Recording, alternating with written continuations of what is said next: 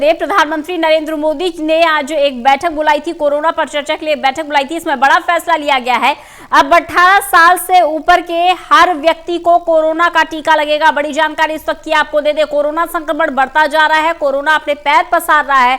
इसको देखते हुए पीएम मोदी की अध्यक्षता में एक बैठक हुई, जिस बैठक में बड़ा फैसला लिया गया है। बड़ी जानकारी आपको दे दें, इस बैठक में फैसला लिया गया है 18 साल से ज्यादा उम्र के सभी लोगों को अब कोरोना का टीका लगेगा। इससे पहले ये जो उम्र की सीमा थी ये 45 साल रखी गई थी, लेकिन तेजी से युवा कोरोना की जद में आ रहे हैं।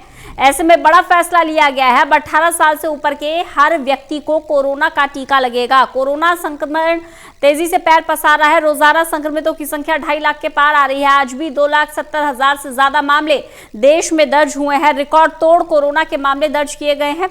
कोरोना से मची इस हाहाकार को देखते हुए प्रधानमंत्री नरेंद्र मोदी ने एक बैठक बुलाई थी। पीएम मोदी की अध्यक्षता में बैठक हुई, जिसमें बड़ा फैसला लिया गया। बड़ा फैसला कि 18 साल से ऊपर के हर व्यक्ति को अब कोरोना का टीका लगेगा। बड़ी जानकारी आपको दे दें, 1 मई से 18 साल से ज्यादा उम्र वाले लोगों को कोरोना का टीका लगेगा। बड़ी जानकारी आपको दे रहे हैं। अब तक ये जो उम्र की सीमा थी ये 45 साल रखी गई थी, लेकिन 1 मई से 18 साल से उम्र के सभी लोगों को, 18 साल से ज्यादा उम्र के सभी लोगों को कोरोना का टीका लगेगा।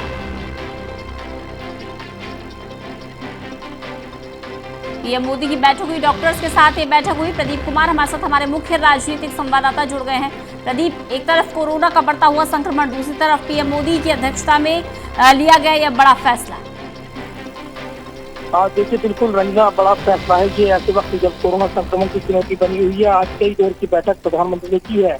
पहले समीक्षा बैठक की और उसके बाद डॉक्टर्स के साथ, स्टाफ के साथ उनकी चुनिंदा जो बैठक रही है वो काफी महत्वपूर्ण रही है। इसके अलावा जो दूसरी बैठक की प्रधानमंत्री ने, उसमें भी उन्होंने चर्चा की, जो इस क्षेत्र के विशेषज्ञ हैं उनसे राय मशवरा किया और उसके बाद ये निर्णय लिया है। केंद्र सरकार ने 18 साल से ऊपर वालों को अब 1 मई से वैक्सीन लगाए जाने का ऐलान किया गया है। ये काफी महत्वपूर्ण फैसला, क्योंकि अलग अलग राज्य सरकारें खासतौर से जो कोरोना की मार से जूझ रही हैं, 12 राज्य के तौर पर वो प्रधानमंत्री से मांग कर रहे थे, चिट्ठियां भेजी गई थी और इस बीच इसको लेकर अलग अलग चर्चाएं थी, क्योंकि वैक्सीनेशन को लेकर जो प्रोसेस है और किस तरीके से आगे बढ़ रहा है, एक बड़ा प्रोसेस है ये। और इसीलिए इसमें 45 साल की जो उम्र सीमा तय की गई थी वो 1 अप्रैल से उनका टीकाकरण शुरू हुआ था और ऐसे में अब ये प्रोसेस आगे बढ़ रहा था। लेकिन जिस तरीके से कोरोना संक्रमण नई चुनौती के तौर पर बनकर उभरा, नए वेरिएंट के बाद उसने यहाँ पर चुनौती पैदा कर दी। लिहाजा यही वजह है कि 18 साल की उम्र से ज्यादा जो व्यक्ति हैं, अब उनको भी टीकाकरण होगा। वो भी जो पात्र होंगे इस टीकाकरण के लिए, उनको 1 मई से टीका लगाया जा सकेगा। यानी जो प्रोसेस है टीकाकरण का, अब वो उसके लिए पात्र हो जाएंगे। तो काफी महत्वपूर्ण ये फैसला है, जबकि चुनौती बनी हुई है कोरोना वैक्सीनेशन को लेकर। और जिस तरीके से यहाँ पर अलग अलग क्षेत्र विशेष में खासतौर से मांग की जा रही थी कि ये जिस तरीके से चुनौती है, इसमें सरकार को अब अन्य जो युवा इससे प्रभावित हो रहे हैं उसके लिए भी इनको वैक्सीन के दरवाजे खोल देने चाहिए। लेकिन इसको लेकर विशेषज्ञ अलग अलग राय रखते थे, लेकिन आखिरकार ये जो फैसला हुआ है, राय मशवरा लिया गया और तत्काल ये निर्णय लिया गया है कि 1 मई से 18 साल के युवाओं को भी वैक्सीनेशन किया जाएगा, टीकाकरण उनका कराया जाएगा। तो काफी महत्वपूर्ण ये फैसला है जब कोरोना संक्रमण की चुनौती बनी हुई है। प्रदीप, देश कितना तैयार है? क्योंकि अगर 18 साल से ज्यादा उम्र के सभी लोगों को कोरोना का टीका लगेगा तो बड़ी आबादी खड़ी है। देश कितना तैयार है? हमारा वैक्सीनेशन प्रोडक्शन कितना तैयार है? वैक्सीन प्रोडक्शन कितना तैयार है इतने बड़े वैक्सीनेशन कैंपेन के लिए? देखिए, बिल्कुल, और यही सबसे बड़ी बात है कि जो वैक्सीनेशन होगा और जिस तरीके से जो ये कहा जा रहा था कि जो पात्र लोग हैं 45 साल की उम्र के, उनका टीकाकरण अभियान की उतनी गति नहीं पकड़ पाया है। आपको याद होगा, पूर्व प्रधानमंत्री डॉक्टर मनमोहन सिंह ने चिट्ठी लिखी और ये कहा कि हमारी कितनी फीसदी आबादी वैक्सीनेशन कराती है वो मायने रखता है। यानी आंकड़ों में उसमें ना गिनाकर अगर उसको देखें फीसदी की आबादी के लिहाज से, तो उसके बाद ही कहना संभव हुआ कि हमने इतना वैक्सीनेशन करा दिया है। ये सरकार समय समय पर आंकड़े देती है, जिस तरीके से वो जानकारी देते हैं, वैक्सीनेशन को लेकर स्थिति साफ करते हैं, वो इसमें अपने आंकड़े गिनाते हैं और कहते हैं कि देश का सबसे बड़ा वैक्सीनेशन प्रोग्राम आगे बढ़ रहा है। तो ऐसे वक्त जब चुनौती बनी हुई है रंजना, तो इस बीच केंद्र सरकार ने एक बड़ा निर्णय लिया है और जिस तरीके से अब तक ये करीब 12 करोड़ के आसपास के आंकड़े किए जा रहे हैं वैक्सीनेशन को लेकर। तो ये जरूर है कि दूसरी डोज भी लगनी है और इस डोज में भी जो वैक्सीनेशन का उत्पादन है उसकी क्षमता बढ़ाने को लेकर यहाँ पर करार हुआ है।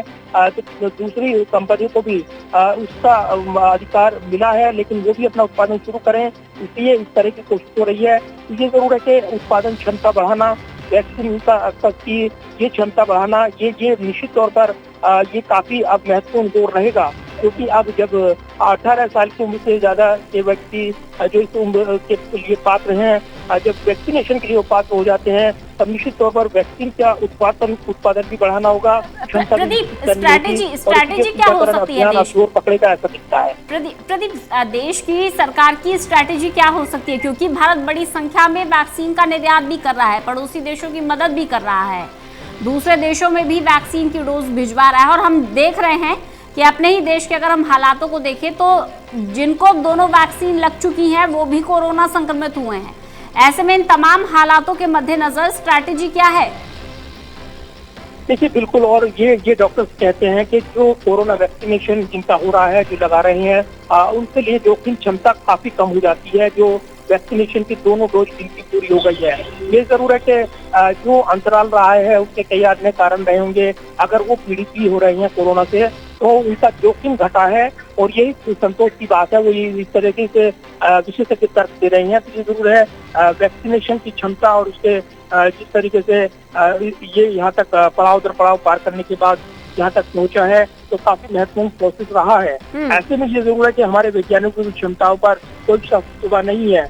दुनिया भी उसका लोहा उसने माना है, और जिस तरीके से भारत ने वैक्सीन नीति शुरू की थी वो जरूर है, लेकिन जिस तरीके से नई लहर चुनौती बनकर आई है, उसके बाद भारत के लिए अपनी जरूरतें पूरे करना पहले लक्ष्य है। लिहाजा उसने अपना निर्धारित किया है, अपना लक्ष्य जो टीकाकरण अभियान है उसको तेज गति देना, और इसलिए एक बड़ी आबादी का टीकाकरण अब किया जाना है। 1 मई से 18 साल उम्र व्यक्ति भी इसके पात्र हो जाएंगे, तो उनके लिए भी अब संसाधन जुटाने होंगे। वैक्सीनेशन की क्षमता और ज्यादा बढ़ानी होगी, स्टाफ बढ़ाना होगा, और उसके जरिए ये टीकाकरण ज्यादा से ज्यादा आबादी को वहाँ पर लगाया जा सके, ताकि उच्च जोखिम का जो यहाँ पर अंदेशा है वो घटाया जा सके कोरोना संक्रमण के चलते। क्योंकि युवा सबसे ज्यादा प्रभावित हुए हैं नए वेरिएंट के बाद, नए कोरोना संक्रमण के बाद, उनके लिए चुनौती बनी है, और इसलिए जरूरत महसूस हुई है। इसलिए क्षेत्र विशेष के विशेषज्ञों के साथ बैठक के बाद प्रधानमंत्री ने ये निर्णय लिया है, केंद्र सरकार ने फैसला किया है। बहुत बहुत शुक्रिया प्रदीप इस तमाम जानकारी के लिए।